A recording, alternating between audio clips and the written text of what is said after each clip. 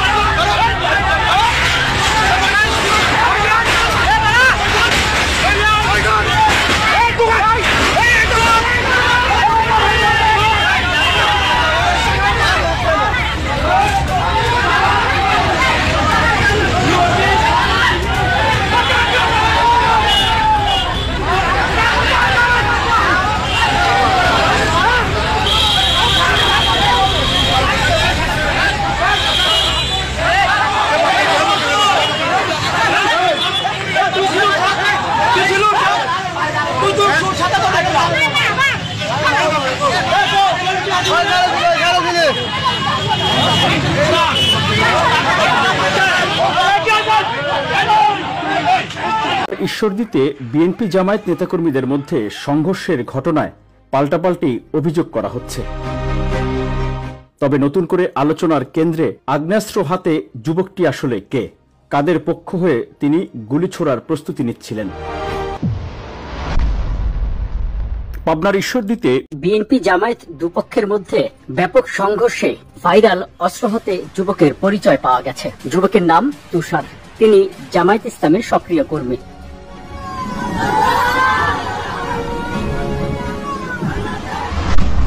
এর আগে জামায়াত ইসলামীর প্রার্থীর পক্ষে মোটরসাইকেল শোভাযাত্রায় অংশ নিয়ে স্লোগান দিতে দেখা গেছে তুষারকে। মোটরসাইকেলে কালো গেঞ্জি পরা তুষার স্লোগান দিচ্ছেন সামনে থেকে। এছাড়া স্থানীয় একাধিক সংবাদ মাধ্যমের ডিজিটাল প্ল্যাটফর্মে অস্ত্র হাতে যুবককে জামায়াত কর্মী তুষার বলে শনাক্ত করা হয়েছে।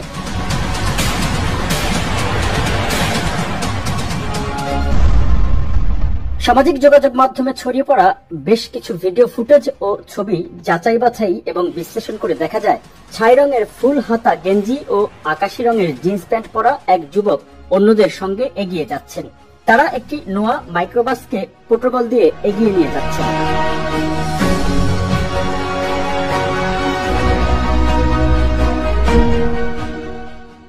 এক পর্যায়ে যুবকটি তার কাছে থাকা পিস্তল বা রিভলভার বের করে গুলি করতে প্রস্তুতি নিচ্ছিলেন।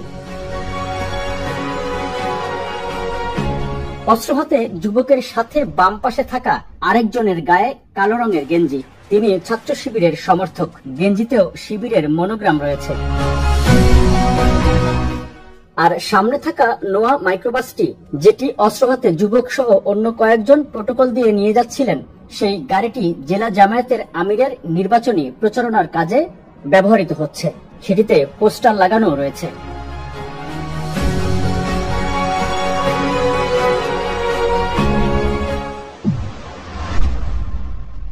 আর অস্ত্র হাতে ওই যুবক মূলত জামায়াত ইসলামীর নেতাকর্মীদের সঙ্গে হামলায় অংশ নেন এবং কৃষক দল বা বিএনপি নেতাকর্মীদের লক্ষ্য করে গুলি ছোড়ার প্রস্তুতি নিচ্ছিলেন।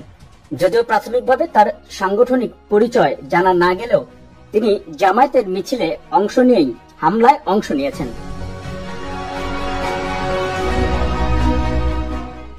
Desk report, open media, Dhaka.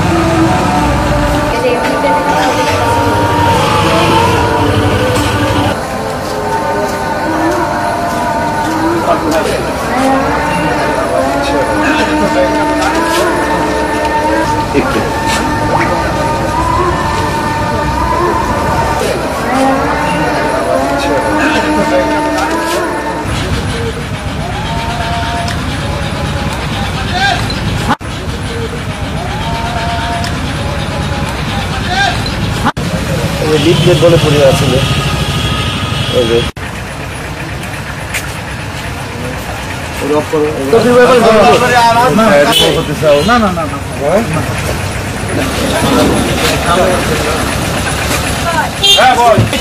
এই ছবিটা দিয়ে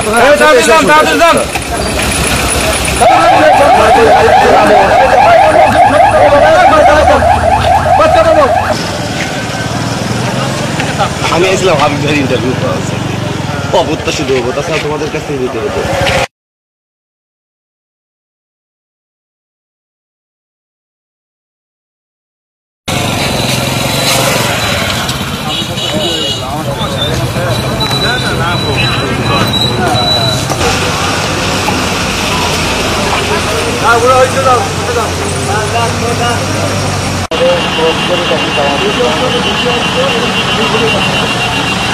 ঠিক আছে।